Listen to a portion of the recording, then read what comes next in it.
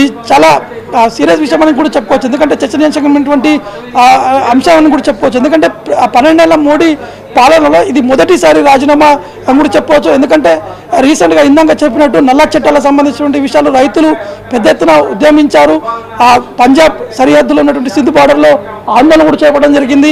ఆ రైతులతో పాటు రైతు సంఘాల నేతలు అనేక రాష్ట్రాల నుంచి వారికి మద్దతు కూడా తెలపడం జరిగింది. పెద్ద ఎత్తున లాఠీ చార్జ్ జరిగింది. ఆ సమయంలో కూడా ఇదే సిచ్యువేషన్ నెలకొంది.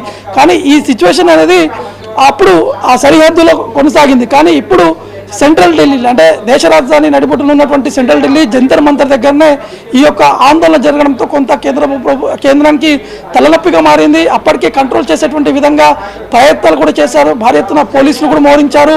అక్కడ ఉన్నటువంటి కొంతమంది మద్దతుదారులను పంపించేటువంటి ప్రయత్నాలు చేశారు. కానీ విద్యార్థులందరూ కూడా అనేక ప్రాంతాల నుంచి రావడం జరిగింది.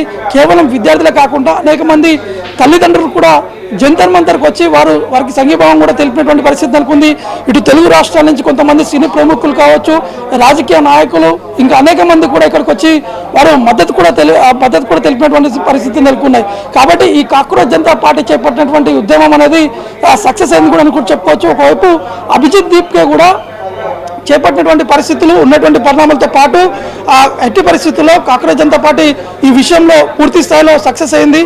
ఉన్నటువంటి పరిణామాలు కావచ్చు, ఇంకా నెక్స్ట్ ఉద్యమం ఏదైనా కూడా ఇంకా ఉధృతంగా ముందుకు వెళ్ళాలని చెప్పేసి కూడా ఒకవైపు కాక్రోచ్ జనతా పార్టీకి సంబంధించినటువంటి నేతలు కూడా చెప్పడం జరుగుతుంది. ప్రస్తుతం మనతో పాటు ఇక ఎమ్మెల్సీ కోదండరామ్ గారు ఉన్నారు. వారి మాటలు విందాము. ఈ ఉదయం కాక్రోచ్ జనతా పార్టీకి మద్దతు తెలిపేందుకు కోదండరామ్ కూడా ఢిల్లీకి రావడం జరిగింది. జంతర్ మంతర్ ఉన్నటువంటి వారికి మద్దతు కూడా తెలిపారు. సార్, కొద్దిసేపటి క్రితమే ధర్మేంద్ర ప్రధాన్ రాజీనామా కూడా చేయడం జరిగింది. మీరు అక్కడ ఉన్నటువంటి ఆ సిచ్యువేషన్స్, అక్కడ ఉన్నటువంటి పరిస్థితిని కూడా చూశారు. ఏం చెప్తారు సార్?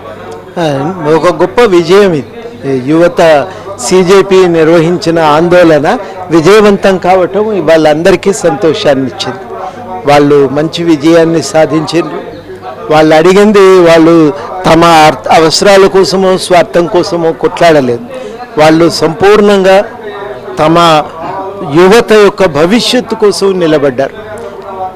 యువత యొక్క భవిష్యత్తు కోసం నిలబడి వాళ్ళు అడిగినారు, మంత్రి రాజీనామా చేయండి, పరీక్షలు జరిపే పద్ధతి ఇది కాదు, విద్యా వ్యవస్థను నడిపే పద్ధతి ఇది కాదు, పిల్లలకు ఉపాధి అవకాశాలు పెంచి ఒక భవిష్యత్తును ఇవ్వండి, ఒక అవకాశాలను కల్పించండి అని వాళ్ళు ఆందోళన చేసి ఆ ఆందోళనను విజయవంతం చేయగలిగారు. చాలా క్రమశిక్షణతో, నిబద్ధతతో, శాంతియుతంగా, చట్టబద్ధంగా ఆందోళన నడపటం, ఈ వేడిలో ఇక్కడ కూర్చొని రోడ్ల మీద కూర్చొని చాలా ఒక గొప్ప పరిణామం మనం చూసినాం. దీని ప్రభావం ఇంత తొందరగా ఆగిపోతుందని మనం అనుకుంటే చాలా పొరపాటు. ఇది భవిష్యత్తులో దీని ప్రభావము, దీని స్ఫూర్తి యువతలో ఉంటుంది. ఎప్పుడు మేము అనుకునేది, మన తర్వాత దేశం కోసం నిలబడే ప్రజలు ఎవరు యువత నిలబడుతుందా అనే ఒక అనుమానం ఉంటుండేది మాకు. కానీ వాళ్ళ అనుమానం అంతా నివృత్తి అయిపోయింది. యువత సిద్ధంగా ఉంది. ఈ దేశాన్ని బాగు చేసుకోవటానికి వాళ్ళు తయారుగా ఉన్నారు. మనం చేయవలసిందల్లా వాళ్లకు అండగా నిలబడటము, వాళ్ళకు తోడ్పాటును అందించటమే ఇలా మన బాధ్యత అని తెలిసినప్పుడు చాలా ఆనందం అనిపించింది. నేను అనుకోవటం, ఈ పరిణామాన్ని మనం తప్పకుండా దృష్టిలో పెట్టుకొని చూడాలి. ప్రభుత్వానికి కూడా హెచ్చరిక, మేము ఒక్కసారి గెలిచినాక అధికారం మా చేతిలోకి వస్తే మేమేమైనా చేయొచ్చు అనుకున్నారు, విర్రవీగినరు. ఆ అధికారాన్ని ఇష్టం వచ్చినట్టుగా చెలాయించటం కుదరదు. మనం ఏం చేసినా ప్రజలు పడి ఉంటారనుకుంటే పొరపాటు అనేది ఈ ఘటనలు రుజువు చేస్తున్నాయి. ప్రజలు పడి ఉండటానికి సిద్ధంగా లేరు.